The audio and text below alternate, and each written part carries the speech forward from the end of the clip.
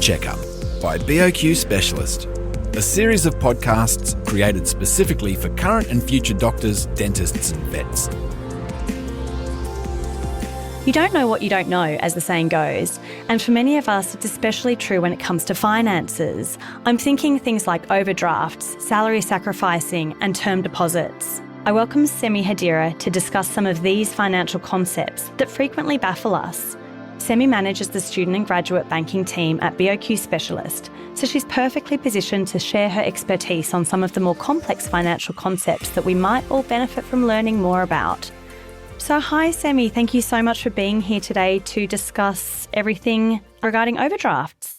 You're welcome, Sarah. Thank you for having me. I guess the main question really to start off with is, what is an overdraft? An overdraft facility is effectively the ability to draw your account into a negative balance. So it's a facility that's attached to a fully transactional account. So transactional account being, your everyday account that you would use with a debit card, whether it be going shopping, eating out with friends, whatever the situation may be.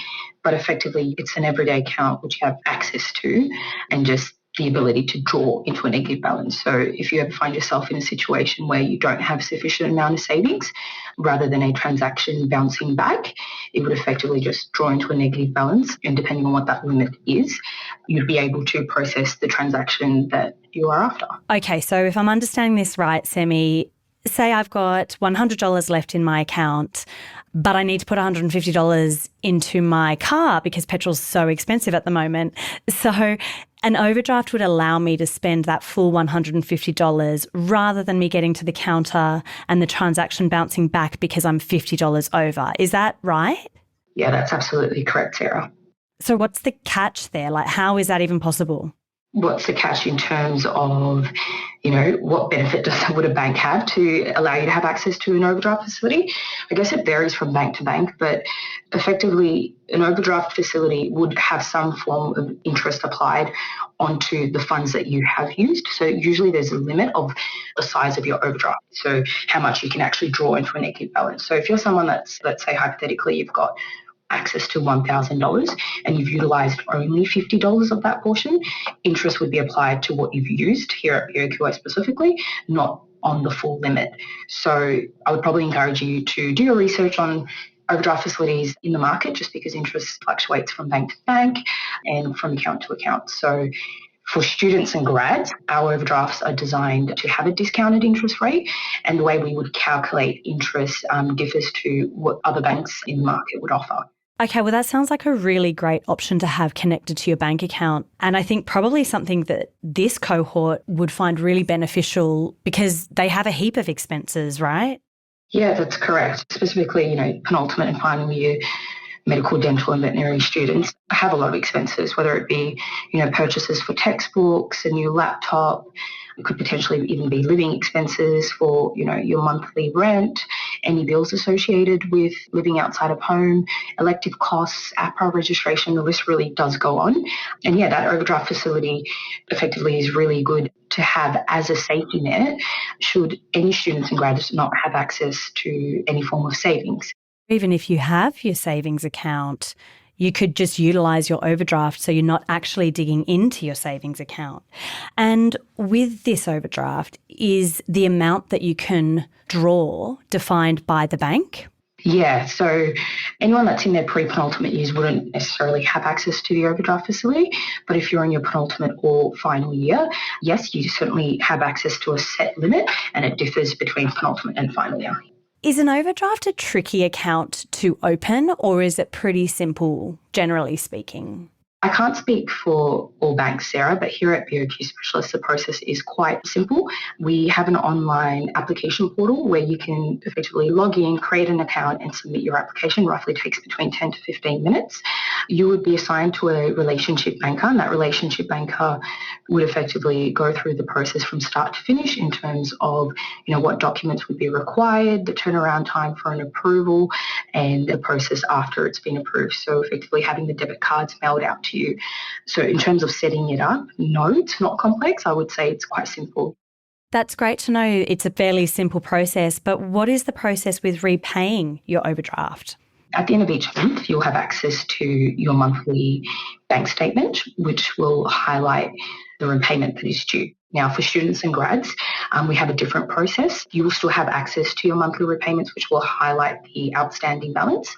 But a part of our Career Starter package and our student banking package, we actually can defer repayments up until July 1st of the student's intern year or first year in the dentistry industry and veterinary industry. So that just allows the students and grads to have an additional 6 months to make repayments on that facility with a few other additional promotions which will be attached to it.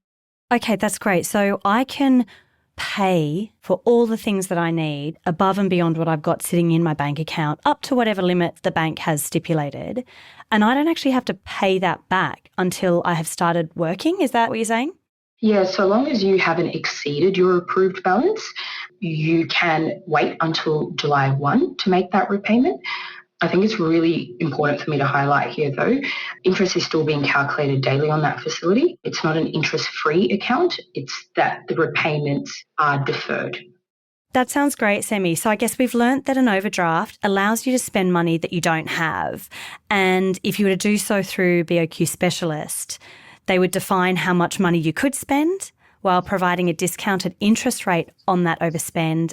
And then you don't actually have to repay it until you're working. Okay, so now that we know all about overdrafts, Semi, can you help us delve into the world of salary sacrificing? Yeah, of course, Sarah. I'll actually have you know that salary packaging isn't as intimidating as it seems. Look, the entire thing confuses me. I go online and it says you receive less take-home income from your employer, but then you return benefits and then it's paid out of your pre-tax salary and the whole thing is gobbledygook to me. So I'd really love for you to explain it. Yeah, I think you've got the general gist of it all, but basically salary packaging is an agreement between an employee and their employer. And effectively, it allows the employee to pay less tax on their income.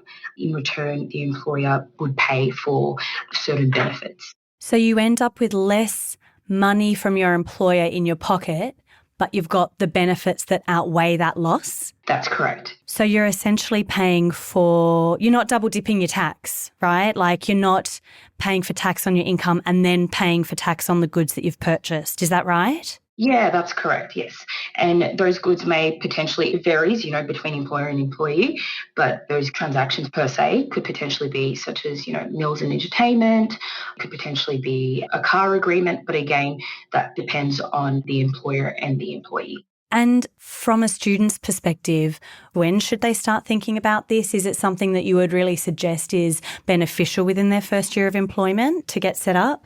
Those medical students that are in their final year of study, around September, which is when the majority of them would receive their employment contracts, that would be a good time to start thinking about getting salary packaging sorted. So would that be something that the relationship banker at BOQ Specialist could talk someone through, or is it something that you have to go directly to your employer and set up through your work?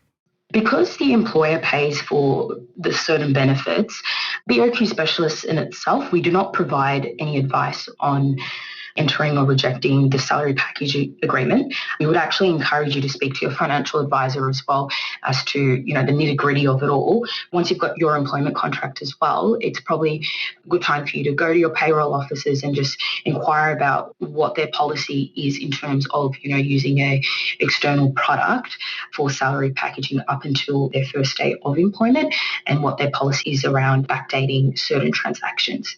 And do you find that many people are utilising salary sacrifice and that the benefit for each individual is pretty high?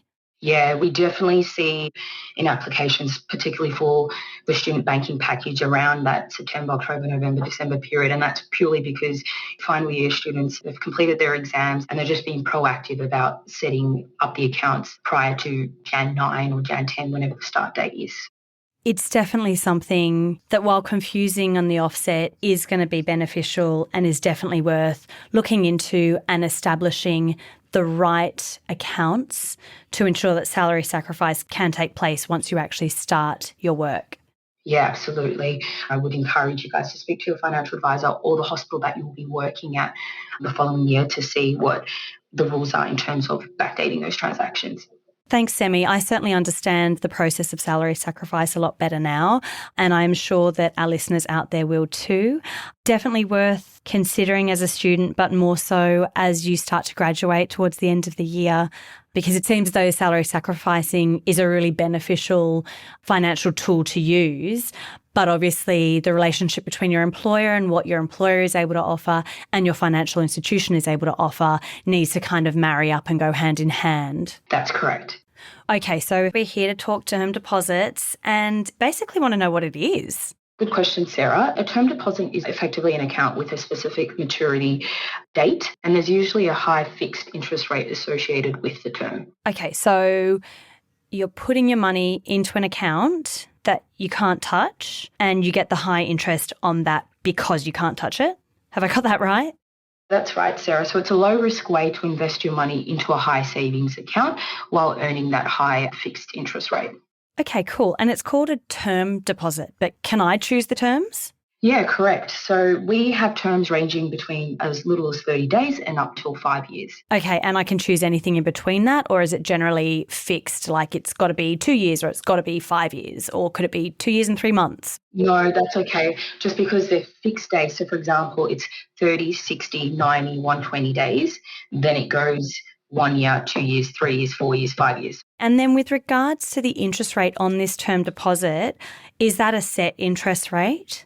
Yeah, it is. So there'll be a set interest rate for each term deposit. So 30-day term deposit would have a different rate in comparison to a term deposit of 1 year versus 2 years versus 5 years. I would encourage you to speak to your relationship banker about what those interest rates look like. Okay, well, it sounds really good, Semi, except if I've opened up a term deposit and I've fixed it for 2 years, but something happens in my life and I really need it after 1 year, what is the situation with accessing those funds then? Because you are agreeing to a specific term, there are terms and conditions that come with that facility. So if you are needing to exit early, that's okay, but there will be some penalties associated with that. I would encourage you to speak to your relationship banker as to what the dollar figure looks like in terms of exiting the contract earlier than scheduled. That sounds like a really great option for students who are in the midst of their studies to kind of secure their money and earn money on their money, which, you know, is a win-win. So thanks for providing that information, Semi. It seems like a really low-risk way to secure some savings along the way. So I've got no doubt that our audience have greatly benefited from this insight and now feel empowered to manage their own finances appropriately. Thanks, Semi. Thank you, Sarah.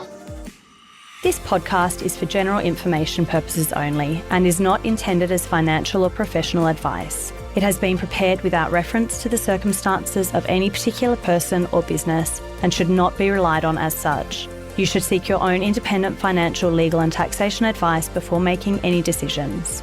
Read the T's and C's to consider if these products are right for you. The views expressed in this podcast are those of the speakers alone and do not represent the views or opinions of BOQ Specialist.